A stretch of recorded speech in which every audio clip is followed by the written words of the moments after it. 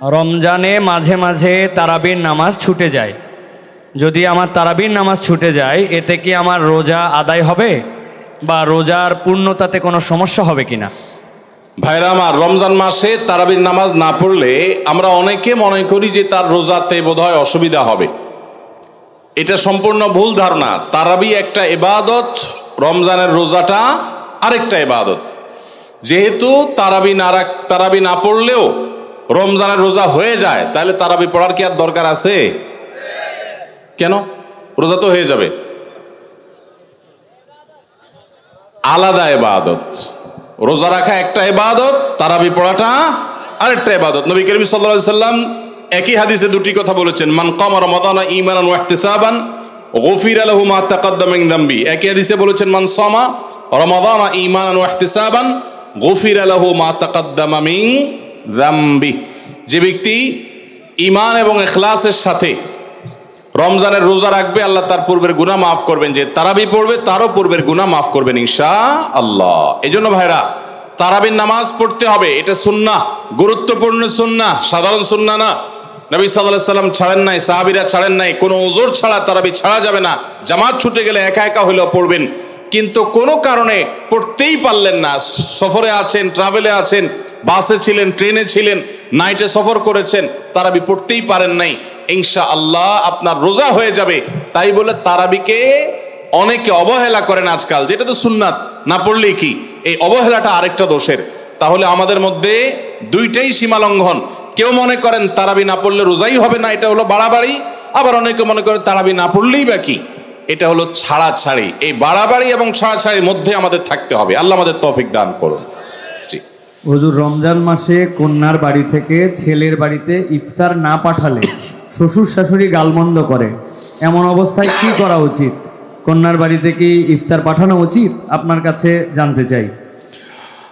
ভাইরা আমার, আমাদের সমাজে বহুল প্রচলিত, বহুল প্রতিষ্ঠিত কুসংস্কারগুলোর মধ্যে থেকে একটি হলো এটি যে মেয়ের বাবার বাড়ি থেকে রমজান আসলে ইফতারের বিভিন্ন আইটেমের জন্য ছেলে, ছেলের মা, ছেলের বাবা, ছেলের গোষ্ঠী, ছেলের বিভিন্ন মহিলারা, ওই ফ্যামিলির তারা অপেক্ষায় থাকে।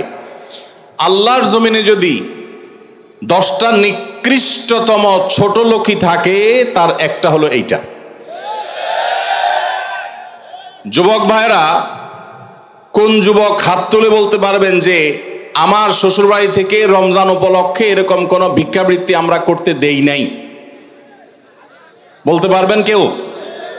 দেখি কার কার বুকে পাঠা বলা আছে, হাত তোলেন। হয় নাই যাদের। বাবাজি, আপনি হাত তুলছেন, আপনাদের আমল তো এগুলো ছিলই না। আপনি হুদাই ক্রেডিট নিচ্ছেন কেন? এগুলো তো নতুন, আমাদের দেশে নতুন ফিতনা শুরু হয়েছে। এই দাঁড়িয়ালা ভাই, আপনি হাত তুলছেন কি বুঝা? বলেন বলেন, কি বুঝে হাত তুললেন? আপনার শ্বশুরবাড়ি থেকে ইফতার আসে নাই? হ্যাঁ, আসে নাই? বিয়ে করছেন? হ্যাঁ, বিয়ে করছেন, শ্বশুরবাড়ি থেকে ইফতার আসে নাই? গরিব তারা, মানে কারণ কি? ভাইয়েরা আমার, এদেশ থেকে যৌতুককে ওলামায়ে কেরাম মিম্বর থেকে, মাহফিলের মঞ্চ থেকে ঝেঁটিয়ে বিদায় করেছেন, আলহামদুলিল্লাহ। যৌতুকের অভিশাপ থেকে এদেশকে মুক্ত করেছেন ওলামায়ে কেরাম। এক চেটি আবেদন এদেশের ওলামায়ে কেরামের এই কাজটা। যৌতুক চলে গেলে কি হবে? ইফতারের নামে যৌতুক এখনো বাকি আছে, এটা আমাদের দূর করতে হবে কি হবে না? অনেক যুবক আছে, তারা বলে যে আমার শ্বশুরবাড়ির লোকেরা খুশি মনে দেয়। ভালো করে শুনে রাখেন, 2 নাম্বারের অপর নাম হলো এখন খুশি মনে দেওয়া। ঘুষখোর সেও বলে খুশি হয়ে দিস, যৌতুকখোর সেও বলে বেহিসাব খুশি হয়ে দিস। শুধু খুশি হয়ে না, জোর করেও দেয়। জোর করে দিবে না, কি করবে? তার মেয়েটা শান্তি দরকার তার। আপনি যদি বাপের বেটা হয়ে থাকেন, মুসলমানের সন্তান হয়ে থাকেন, বিনয়ের সাথে শাশুড়িকে বলবেন, শ্বশুরকে বলবেন, কোনো কিচ্ছু আমার এখানে পাঠাবেন না, পাঠালে আমি মনে কষ্ট পাবো, উল্টা পারলে আমি দিব। একটা কথা আমি সবসময় বলি ভাই, একটা মেয়েকে কষ্ট করে গর্ভধারণ করা, জন্মের পর থেকে নিয়ে তাদেরকে পড়ালেখা ভরণ পোষণ দিয়ে বড় করে যখন সে সার্বিকভাবে একজন পূর্ণাঙ্গ মানুষে পরিণত হয়েছে, সুশিক্ষিত হয়েছে, সুস্থ সবল হয়েছে, সুঠামদেহী হয়েছে, তখন তাকে ছেলে পক্ষের হাতে তুলে দেয়। সারা জীবন এই মহিলাটার পেছনে ইনভেস্ট করেছে কে? তার বাবা মা। আর ভোগ করছে কে? স্বামী এবং স্বামীর ফ্যামিলি। ঠিক না ভাই? ঠিক। পড়ালেখা করাইছে মেয়ের বাপ মা, ওই পড়ালেখা দিয়া, ওই শিক্ষা দিয়া স্বামীর ছেলে মেয়েকে সে পড়ালেখা করায়। ঠিক না ভাই? ঠিক। রান্না বাড়াটা শিখাইছে তার মা, ওই শিক্ষা দিয়ে রান্না বাড়া করে খাওয়ায় কারে? স্বামীকে, শ্বশুর শাশুড়িকে। ঠিক না ভাই? ঠিক।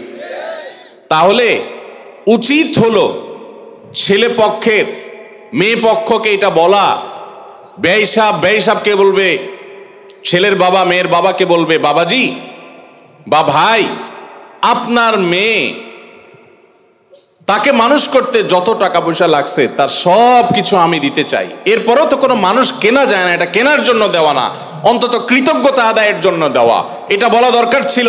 সেটা না করে উল্টা আস্ত একটা মেয়ে দিয়ে দিল, তার সাথে আবার আপনি যৌতুক আশা করছেন। আপনার চাইতে বড় ছোট লোক আল্লাহর জমিনে আর হতে।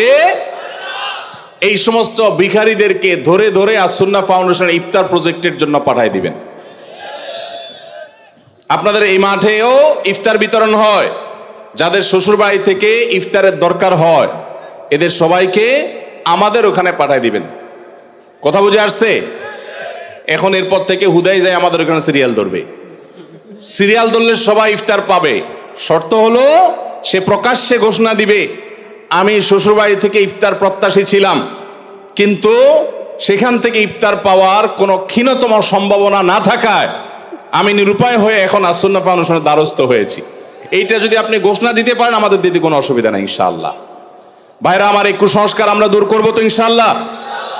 খুশি মনে বলতে কোনো কিচ্ছু নাই। খবরদার, মেয়ে পক্ষ যদি ইফতার পাঠায় ছেলে পক্ষ পাঠায় না কেন?